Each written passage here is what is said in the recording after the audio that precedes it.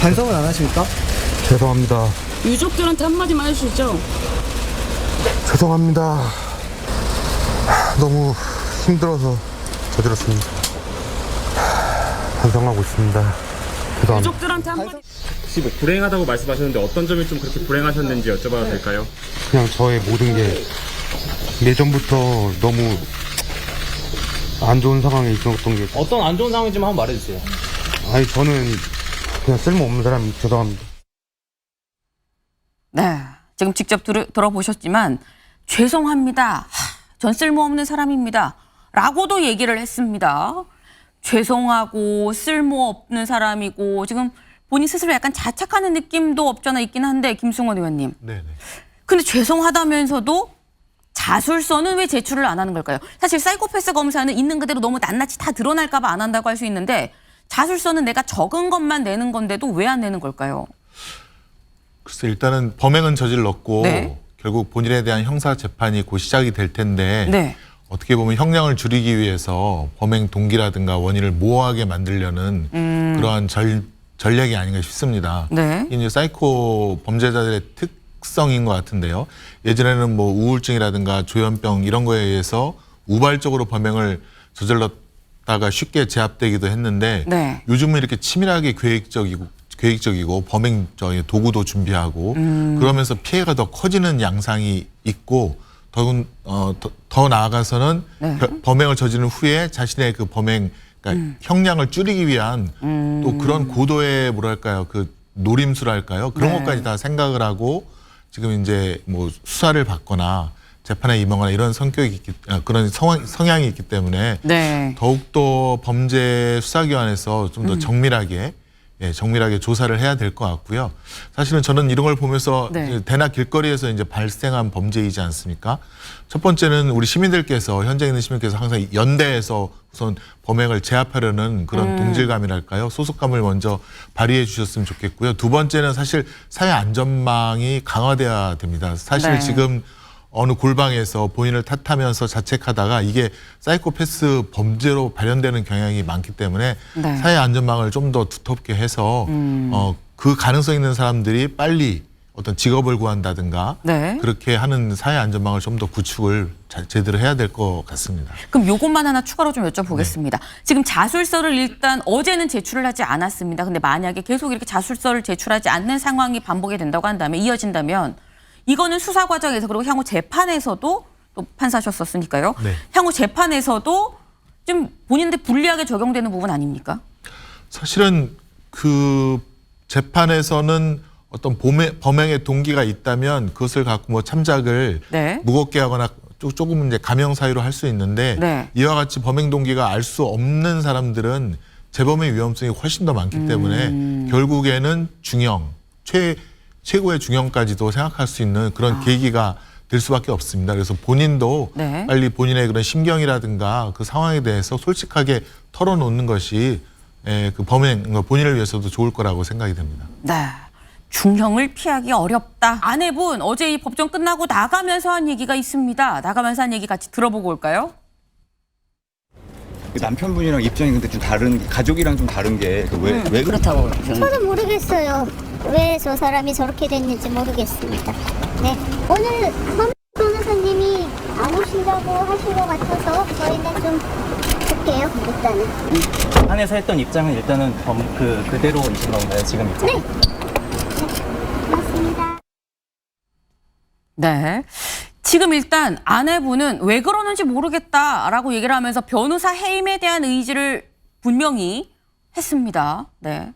지금 남편이 잘 몰라서 그러는 거고 지금 제대로 상황 파악이 안 되는 상황이다라고 지금 얘기를 한 건데 어쨌거나 지금 이런 상황으로 본다고 하면 어제 저희가 이 말씀을 드렸었죠. 이화영 전 부지사 입장이 뭔가 오락가락하는 듯한데 법정에서 뭐라고 얘기를 할 것이냐. 처음에 방북 비용을 이재명 대표한테 당시 이재명 경기지사한테 보고를 했고 이재명 대표가 알았다라고 얘기를 했다라고 한 이 검찰 진술 관련해서 그 뒤에 다시 한 게 옥중 자필로 해당 보도 사실이 아니다, 오보다라고 냈고 그리고 어제 재판이었습니다. 그런데 정작 여기에 대해서는 얘기를 못한 상태로 지금 변호사를 해임하냐 계속 하느냐 이 얘기를 갖고 지금 이 아내와 부부싸움 아닌 부부싸움을 지금 법정에서 하게 됐는데 김승원 의원님. 네. 근데 지금 일단 아내랑 변호사 해임 문제를 놓고 지금 이런 갈등 상황을 공개적으로 네. 보였다는 거는 지금 이 일련에서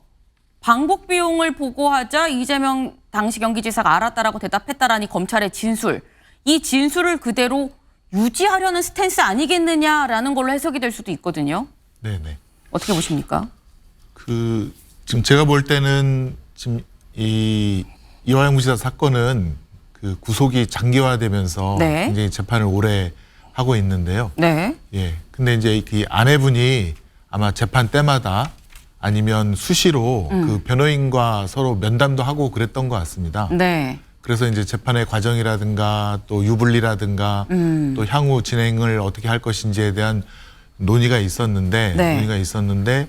지금 그 이화영 부지사가 지금 뭐 진술이 바뀌었다는 언론 보도가 좀 있고 네.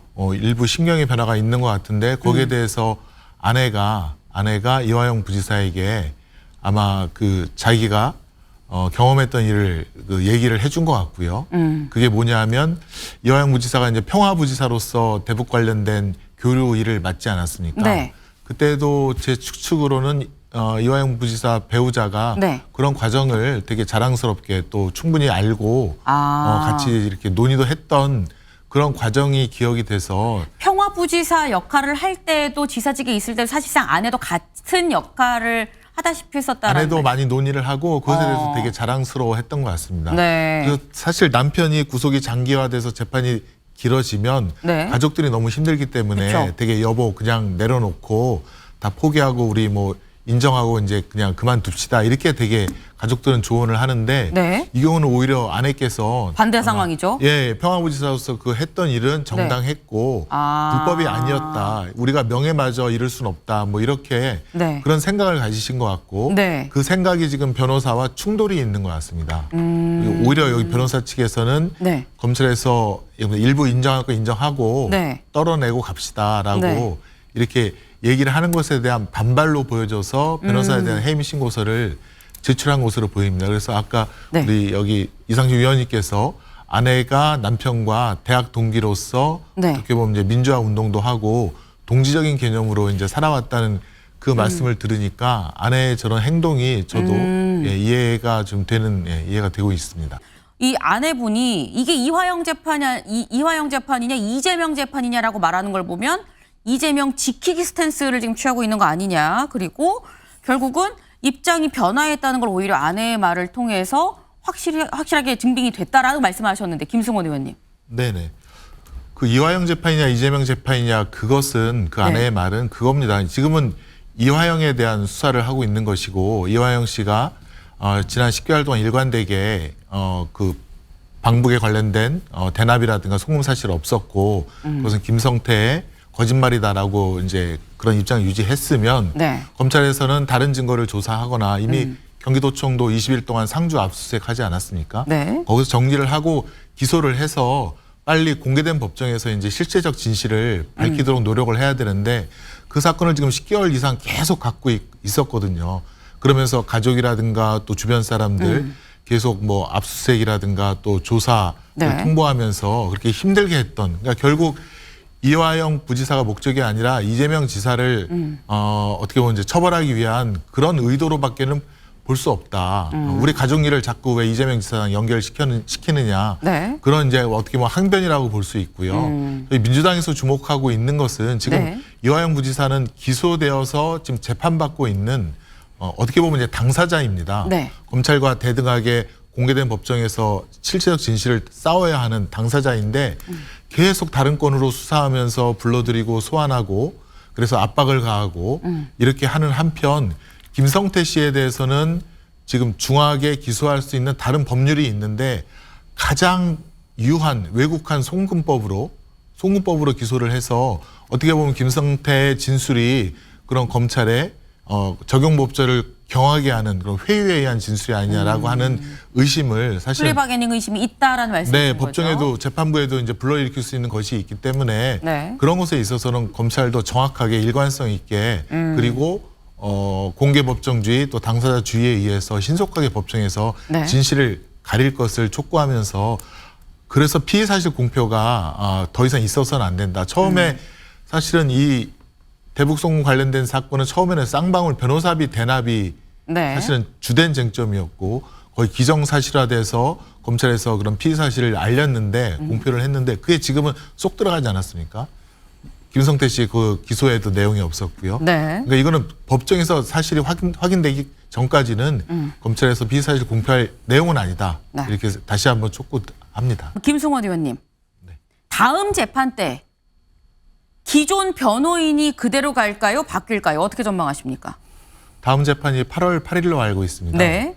그래서 아내분이 남편과 만날 시간은 충분히 있는 것 같고요. 네. 또 아쉽지만 저희 민주당 인권위와 법률위에서도 탄원서의 진실을 밝히기 위해서 이화영 부지사에 대한 장소 변경 접견을 신청했는데 네. 지금 이제 불허가 됐습니다. 예, 아예 만나지도 못하게 하고 네. 해서 검찰에서도 지금 뭔가 숨기는 것이 있는 게 아니냐 이런 또 의심까지 되게 되는데요. 네. 지금 제가 볼 때는 아내와 변호인 사이의 신뢰관계는 완전히 저는 무너졌다고 판단이 됩니다. 왜냐하면 네. 제가 듣기로는 변호인이 아내와 혹은 같은 변호인단 사이에 그 SNS 문자 내역 같은 것을 네. 어떻게 검찰의 요청에 의해서 그냥 내줬다라고 이렇게 아내가 판단을 하고 나와 한 얘기를 왜 검찰에 보여주느냐 이런 거죠? 네네네 본인이라든가 아니면 변호인들끼리 한 얘기를 그래서 아내 입장에서는 이 변호사가 그래서 이제 검찰 유화적으로 자꾸 변론 방향을 정하고 그다음에 내부 소통을 다 네. 공개하고 이런 거에 대한 불만이 좀 최고조로 달했기 때문에 아내 입장에서는 계속 반대 의사를 표현할 것 같고요. 네. 이화영 부지사 입장에서는 지금 재판이 10개월 가까이 끌어오고 있고 네. 수사 기록, 재판 기록이 한 수만 페이지가 될 겁니다. 근데 이거를 국선 변호인한테 맡긴다? 그럼 정말 절망적이거든요. 국선 변호인이 어떻게 그 수많은 기록을 그 적은 비용을 받고 재판을 네. 할 수 있겠습니까? 그러면 이화영 부지사는 갈등이 생기죠.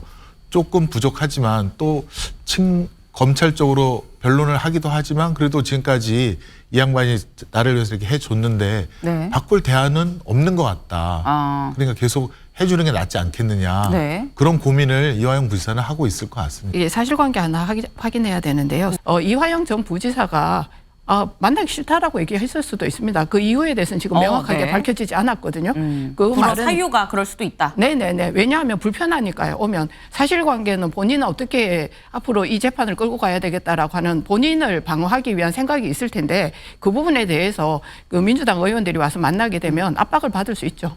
예. 네, 간략하게 김승원 의원님. 양유미 의원님 말씀은 사실은 아니고요. 검찰에서는 수사 중인 피의자이기 때문에 네. 접견할 수 없다라고 답을 주었습니다. 사유가 그랬었다. 수사적인 피의자다. 네. 예, 그렇게 답을 줬고요. 당사자가 원치 않는다라고 하는 멘트는 전혀 없었습니다. 체포동의안 기명투표 이재명 조기 전환 언급에 비명계 반발입니다. 어제 저희도 살짝 좀 전해드렸었습니다.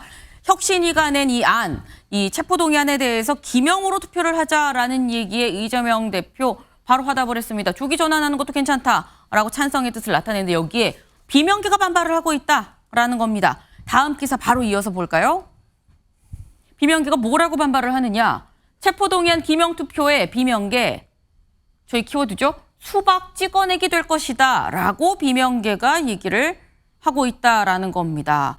혁신위가 지금 이재명 대표 지키기에도 몰두하고 있다라고 얘기를 하면서 불체포 특권 기명투표라는 혁신과 관련 없는 제안을 내놨고 이재명 대표 불체포 특권이 들어올 때 누가 찬성하고 반대했는지 알아보겠다는 거 아니겠느냐라고 글을 올렸습니다. 사실 이원욱 의원, 조홍천 의원 이 두 분은 비명계죠. 비명계는 일단 이렇게 생각을 하고 있다라는 겁니다. 그런데 박범계 의원이 이원욱 의원이 SNS 글을 올린 다음에 또 이런 글을 올렸습니다. 아침부터 총을 맞아 파란 피가 흥건하다. 그가 진정 원하는 것이 무엇일까? 집요하고 자연스럽지 않다라는 글을 올렸습니다. 김승원 의원님. 네. 이 얘기는 일단 내부 총질이다. 약간 이렇게 보시는 것 같아요. 박범계 의원님은.